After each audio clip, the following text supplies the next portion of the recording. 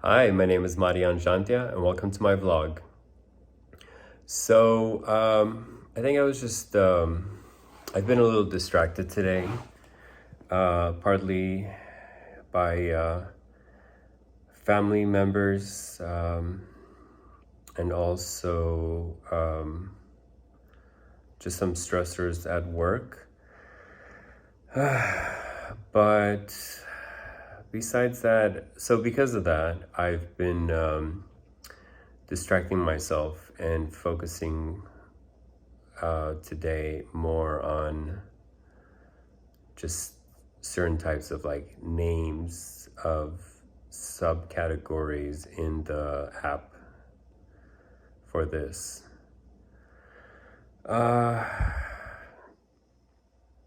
Which I shouldn't be doing. What I really need to do is just break it all down from the login screen, from clicking on the app, from downloading the app, to opening the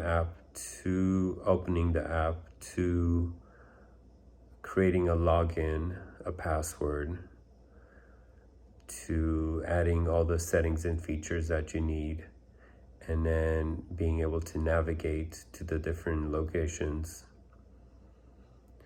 and applying and using all the different features available, which of course they will consistently improve over time because the potential is so big for the app itself.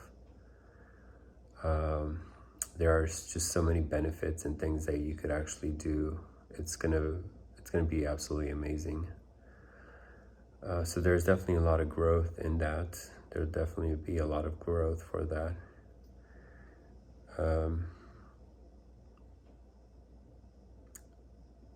So I'm just trying to come up with a catchy name. Unfortunately, again, I'm not able to disclose that at the moment. I'm trying to come up with a name that basically a new word. I don't even have the product name, honestly. I came up with a couple things a couple months, days, weeks, I don't know, ago. But since then, I just let it be. I was like, okay, the more I work on this, that's what's important, and I will come up with an idea later for the name. And I think that makes the most sense. But on top of that, I have the opportunity to come up with a new name for a subcategory in the app, which is pretty amazing. And I don't know, I just don't want to screw this up because this actually can remain in the culture, I guess, in our society, this section. So I feel like it's maybe actually more important than the name of the product in some ways, in many ways. Because the opportunities that it provides, the things that it does, oh my goodness, what if this is the key to helping this set of this category of products. Anyway, more things I can't talk about, unfortunately, but one day soon. So in other news, the president has talked about trying to create the largest acquisition since World War II of, specifically in this case, electric vehicles for U.S. government use.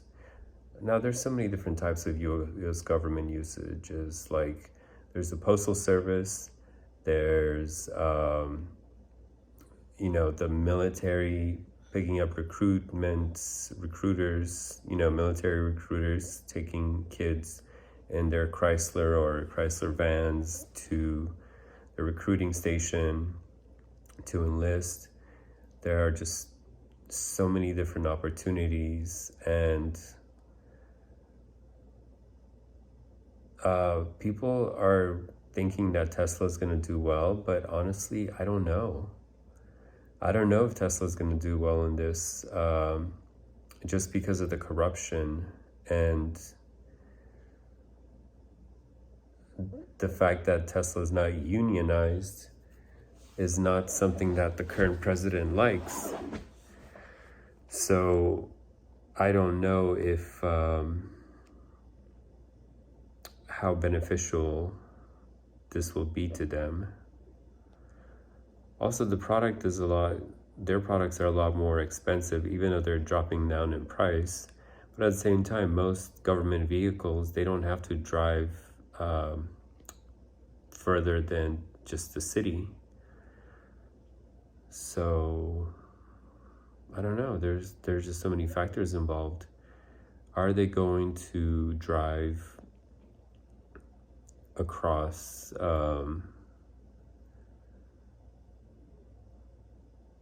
like interstate travel? Because if it's interstate travel, then they definitely need to use a Tesla.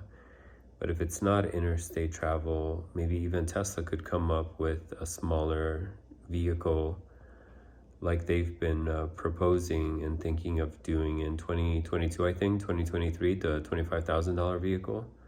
Either way, even though there's a huge upfront cost to all of these electric vehicles, the savings are going to be huge.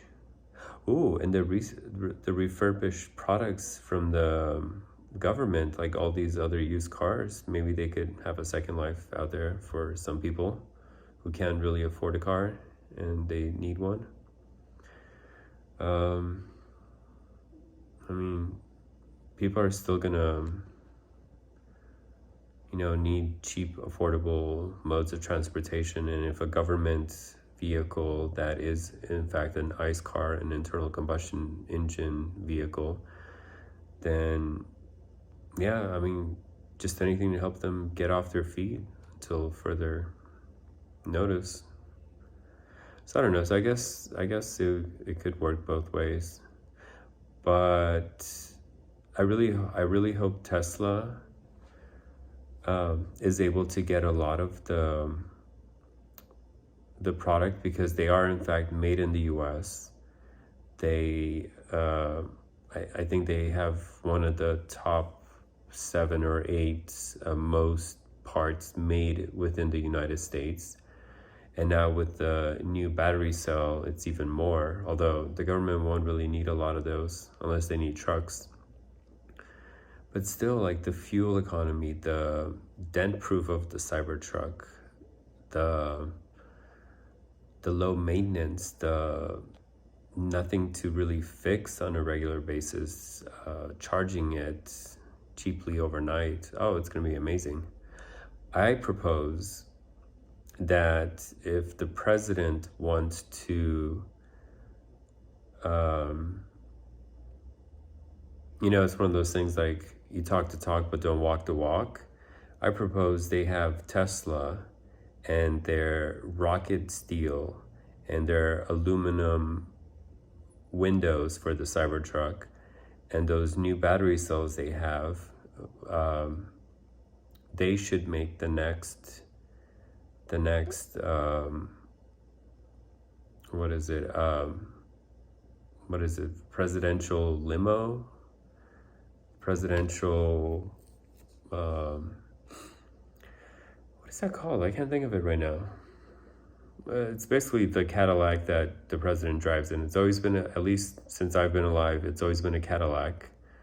And I think that Tesla should make the next one because of their batteries.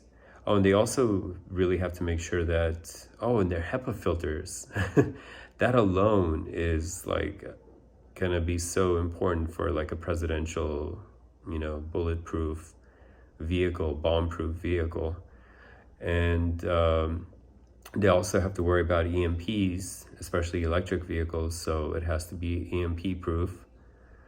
So there's so much potential.